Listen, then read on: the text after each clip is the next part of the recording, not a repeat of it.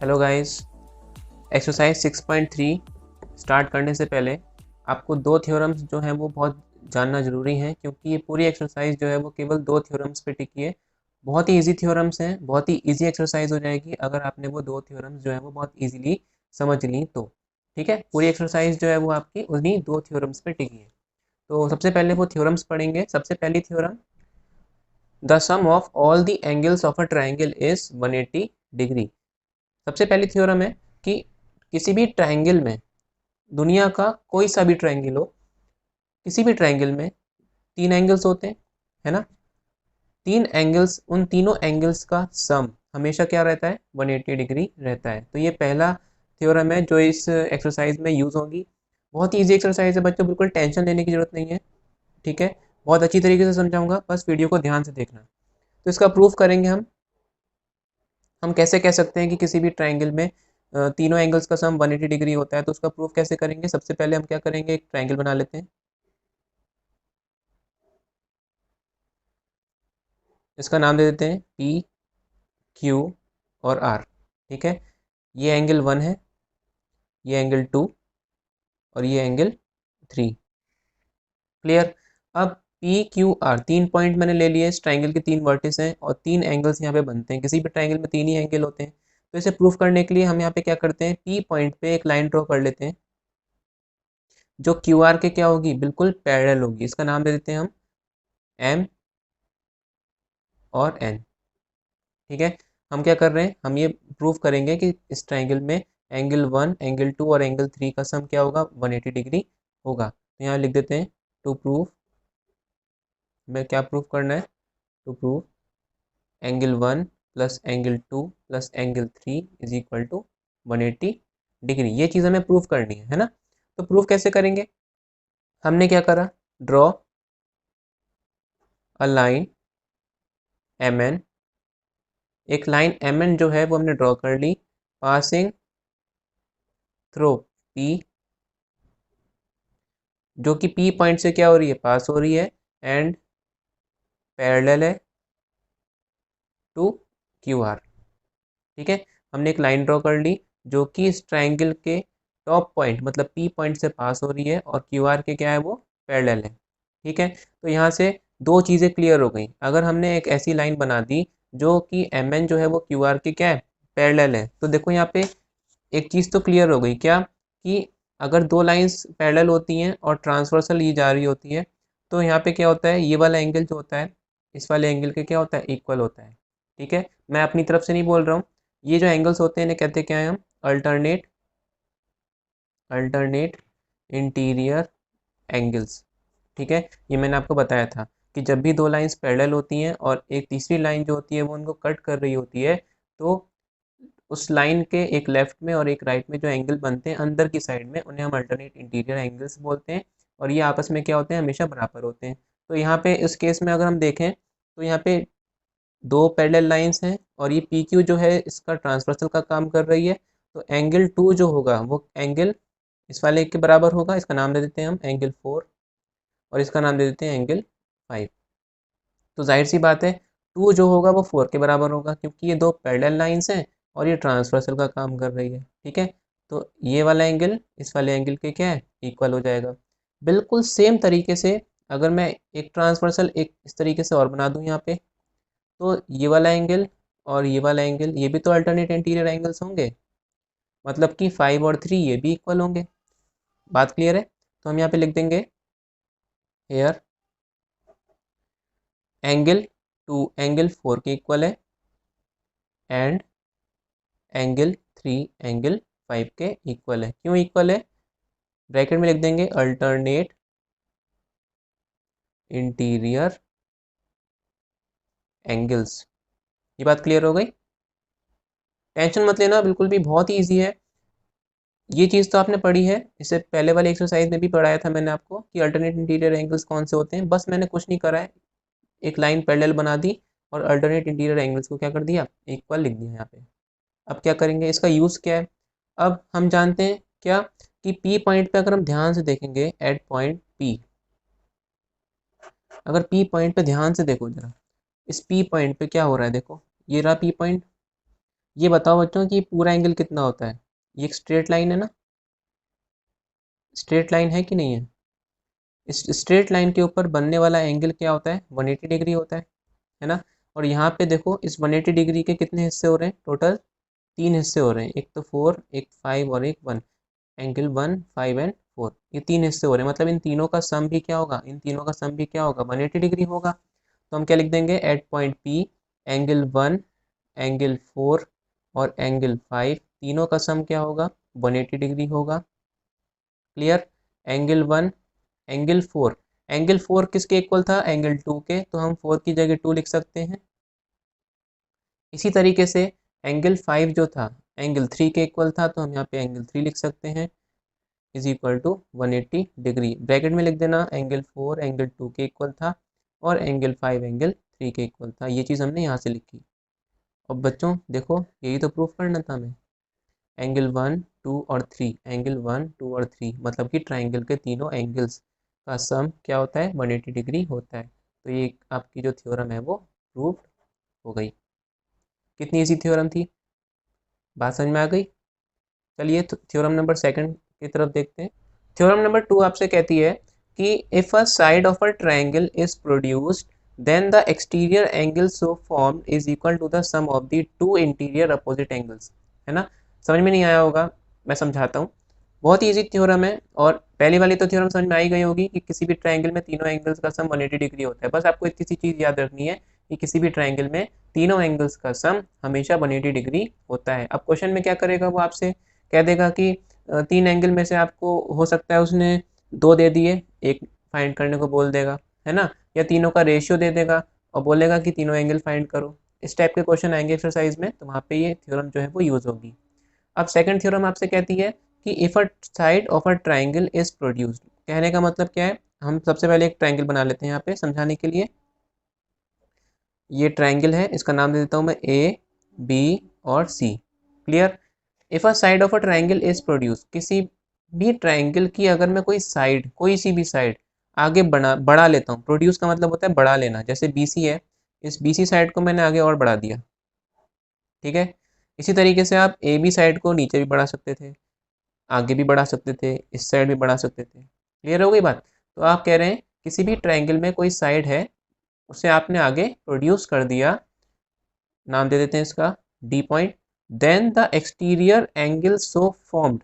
Exterior angle कौन सा होता है बच्चों, एक्सटीरियर एंगल वो होता है, सबसे पहले इंटीरियर एंगल्स देखते हैं। इंटीरियर एंगल कौन होता है, जो किसी पॉलीगन, ये पॉलीगन ही तो है ना। पॉलीगन कौन होते हैं, जो लाइन से बनते हैं, स्ट्रेट लाइन से। तो किसी भी पॉलीगन के अंदर आने वाले जो एंगल्स होते हैं, ये जो अंदर एंगल्स आ रहे हैं, ये सारे क्या होते हैं, इंटीरियर एंगल्स होते हैं। जो एंगल्स इस पॉलीगन के बाहर आते हैं उन्हें हम एक्सटीरियर एंगल बोलते हैं। ठीक है। अगर हम किसी ट्राइंगल की किसी साइड को आगे बढ़ा लेते हैं, तो ये जो एक्सटीरियर एंगल बना, ये जो बाहर एंगल आया इतना बड़ा, है ना, ये एक्सटीरियर एंगल जो होगा सो फॉर्म, वो बराबर होगा, इज इक्वल किसके, the sum of the two interior opposite angles. कहने का मतलब क्या है कि एंगल ए सी बी, कौन सा angle, A C, sorry D, B नहीं डी, ए सी डी, ये वाला जो एंगल होगा ये बराबर होगा, किसके इक्वल होगा, to the sum of the two interior opposite angle. अंदर आने वाले दो अपोजिट एंगल, इस एंगल के ठीक सामने वाले, अपोजिट मतलब ठीक उल्टे हाथ में, सामने वाले दो इंटीरियर एंगल्स के सम के इक्वल होगा। मतलब angle A C D angle A और एंगल बी के इक्वल होगा, ये थ्योरम आपसे कहती है। बात क्लियर हो गई। चलो मान लेते हैं आपको समझ में नहीं आया, है ना, एक बार को चलो मैं मान लेता हूँ आपको समझ में नहीं आया। तो अब मैं एग्जांपल देता हूँ, ध्यान से देखना, ठीक है। जैसे मैंने यहाँ पे लिख दिया 1, इसका नाम दे देता हूँ 1, इसका नाम दे देता हूँ 2, 3 एंड 4। तो इस थ्योरम के हिसाब से ये जो, अगर मैं किसी भी ट्राइंगल की कोई सी भी साइड जो है वो आगे बढ़ा देता हूँ, तो ये जो बाहर जो एंगल बना एंगल 1, ये अंदर जो ट्राइंगल के 3 एंगल्स हैं, 1 के साथ जो लगा हुआ है उसे छोड़ दो, 1 के साथ जो लगा है 2 उसे छोड़ दो, बचे कितने 3 और 4। तो 3 और 4 का जो सम आएगा वो आपका 1 के बराबर होगा, ये कह रहा है क्वेश्चन आपसे। क्लियर है ना। जैसे मैंने एक ट्राइंगल बना लिया इस तरीके से, ठीक है, ए, बी और सी। क्लियर। अब मैं यहाँ पे एंगल दे देता हूँ, मान लो ये 30 डिग्री का है ना, ये आपका 40 डिग्री का है, और ये कितना बचा, 20 डिग्री। ठीक, 30, 40 एंड 20, मान लो किसी ट्राइंगल में ये 3 एंगल दे रखे हैं। तो अगर मैं ये साइड आगे बढ़ा देता हूँ, ठीक है, ये वाली साइड मैंने आगे प्रोड्यूस कर दी, तो ये जो बाहर वाला एंगल होगा वो कितना होगा, डायरेक्ट बताओ कितना होगा। ये वाला जो एंगल होता है बाहर जो आता है, ये जो अंदर इसके साइड में जो लगा है इसे छोड़ दो, बचे कौन, 30 और 40, इनका सम कर दो। 40 और 30 कितने होते हैं, 70, तो ये कितना आ जाएगा, 70 डिग्री। क्लियर है ना बात। ये जो बाहर जो एक्सटीरियर एंगल आया, ये अंदर वाला जो ये साइड में लगा है इसके, ये तो छोड़ दो, इसके जो साथ में जो बचे, इसको छोड़ के जो बचे एंगल दो, 40 एंड 30, उनका सम के बराबर होगा। ठीक है, इसी तरीके से अगर मैं यहाँ पे मान लो ये वाली साइड आगे बढ़ा देता हूँ, है ना, तो इस बार जो एक्सटीरियर एंगल बनेगा वो ये बनेगा, बनेगा नहीं बनेगा बताओ। तो ये वाला जो एक्सटीरियर एंगल होगा ना, ये इस वाले को छोड़ दो, इसके साथ वाले को छोड़ दो, बचे कौन, 30 और 20। तो 30 और 20 को जोड़ देंगे तो कितना आएगा, 30 प्लस 20 कितना आ गया, 50 डिग्री। तो ये वाला एंगल जो होगा वो 50 डिग्री का होगा। क्लियर है ना बात। बस, और कुछ नहीं है इस थ्योरम में, इतनी सी बात थी कि जब भी आप किसी ट्राइंगल में एक्सटीरियर एंगल जो होता है, आप किसी भी साइड को आगे बढ़ा दोगे, तो जो एक्सटीरियर एंगल बनेगा वो अंदर वाले ट्राइंगल के अंदर अपोजिट साइड में जो दो एंगल बचे, उनका क्या होगा, सम के बराबर होगा, सम के बराबर होगा। इसी तरीके से मान लो मैं इस वाली साइड को आगे बढ़ा देता, है ना, तो ये जो एंगल बनेगा, ये वाला बड़ा सा एक्सटीरियर एंगल, ये इसको छोड़ दो, बचे 4 और 2, इनका सम के बराबर होगा। ठीक है, बात क्लियर हो गई। आप किसी भी साइड को आगे बढ़ा दोगे तो जो एक्सटीरियर एंगल होगा वो अंदर जो उसके साथ में लगा है उसे छोड़ देंगे, और जो बचे दो उनका सम वहाँ पे लिख देंगे। ठीक है, चलिए अब एक्सरसाइज करके देखते हैं। एक्सरसाइज में क्वेश्चन जब आप करोगे तो मैं बहुत ही इजी तरीके से समझाऊंगा, और भी ज़्यादा अच्छी तरीके से आपको समझ में आएगा वहाँ पे। ठीक है, बस इन दो थ्योरम्स को याद रखना कि किसी भी ट्राइंगल में जो तीनों एंगल का सम 180 डिग्री होता है, और किसी भी ट्राइंगल में जो एक्सटीरियर एंगल होता है ना, वो एक्सटीरियर एंगल अंदर के अपोजिट साइड वाले दो एंगल्स का सम होता है। बस इतनी सी बात आपको याद रखनी है। चलिए एक्सरसाइज देखते हैं। सो क्वेश्चन नंबर 1 आपसे कहता है, in figure sides QP and RQ of the triangle PQR are produce to point S and T respectively. कह रहा है कि फिगर में जो साइड QP है, QP, ये ट्राइंगल दे रखा है आपको PQR, इसकी साइड QP को हमने आगे बढ़ा दिया पॉइंट S तक, और RQ जो साइड है इसको हमने आगे बढ़ा दिया पॉइंट T तक। ठीक है, आर प्रोड्यूस टू बता दिया if angle S P are ये दे रखा है आपको 135 डिग्री, पी क्यू टी मतलब कि ये दोनों ही आपके एक्सटीरियर एंगल होंगे इस ट्राइंगल के। क्लियर, ये वाला एंगल दे रखा है 110, और ये वाला दे रखा है आपको 135 डिग्री। फाइंड करना है पी आर क्यू, कौन सा एंगल की बात कर रहा है ये, पी आर क्यू, मतलब कि ये वाले एंगल की ये बात कर रहा है। ठीक है, इसे हम x ले लेते हैं। ठीक, तो क्या क्या गिवन है, सबसे पहले वो लिख देंगे, given angle S P R कितना दे रखा है 135 degree, angle P Q T कितना दे रखा है 110 डिग्री। क्या फाइंड करना है, to find angle P R Q is equal to X is equal to question mark. आपको पी आर क्यू फाइंड करना है, तो कैसे करेंगे, देखो बहुत ही सिंपल सा क्वेश्चन है ना। अगर आप ध्यान से देखो, बहुत ही जरा सा देखो कि ये जो लाइन जा रही है ना, ये लाइन ये बिल्कुल स्ट्रेट लाइन है, और स्ट्रेट लाइन पे ये पूरा एंगल कितना होता है, 180 डिग्री, है ना। ये पूरा एंगल 180 डिग्री होता है, तो मुझे खुद बताओ, मान लो मैंने इसका नाम देता हूँ, चलो इसका नाम देता हूँ 1, इसका नाम दे देता हूँ 2। ठीक है, तो ये स्ट्रेट लाइन के ऊपर आपके ये पूरा एंगल 180 डिग्री होता है, क्योंकि ये स्ट्रेट एंगल है। तो 1 का और 135 ये दोनों एंगल का सम भी तो 180 होगा नहीं होगा, बताओ, इन दोनों का सम भी 180 डिग्री होगा। बात समझ में आई। जैसे ये लाइन जा रही थी, ये पूरा एंगल कितना है 180 डिग्री, है ना, और इस 180 डिग्री को इन्होंने ब्रेक कर दिया यहाँ पे दो पार्ट्स में, एक तो ये एंगल 1 और ये 135, तो इन दोनों का सम भी तो 180 डिग्री होगा कि नहीं होगा बताओ। बस आपको यही चीज़ यूज़ करनी है। इसी तरीके से हम यहाँ पे क्यू पॉइंट पे क्या करेंगे, इस पूरे का सम भी तो 180 डिग्री होगा, ये पूरा एंगल 180 डिग्री होगा। तो एंगल 2 और एंगल 110 का सम क्या होगा, 180 डिग्री। यहाँ से हम एंगल 2 फाइंड कर लेंगे और यहाँ से हम एंगल 1 फाइंड कर लेंगे। क्लियर, चलो करते हैं।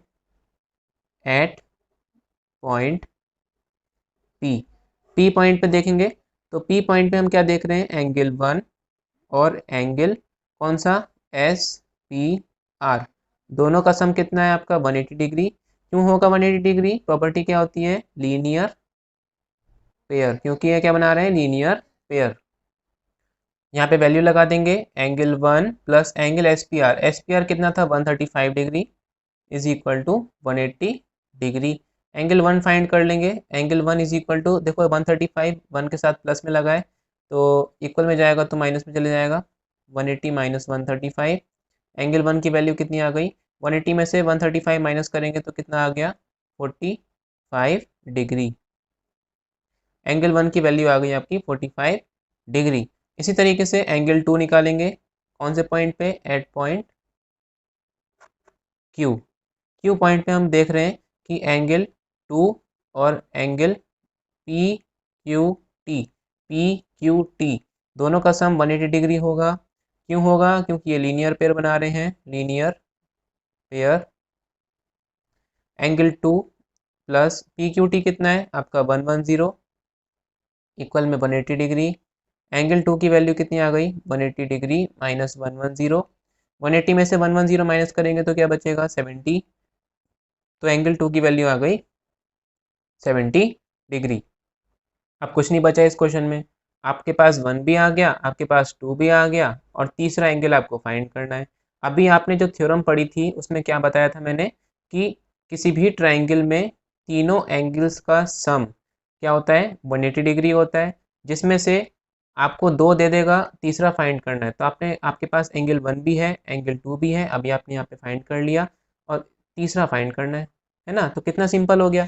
तो क्या लिखेंगे, in triangle P Q R, ठीक, पी क्यू आर, तो क्या यूज करेंगे, using angle sum property, angle sum property.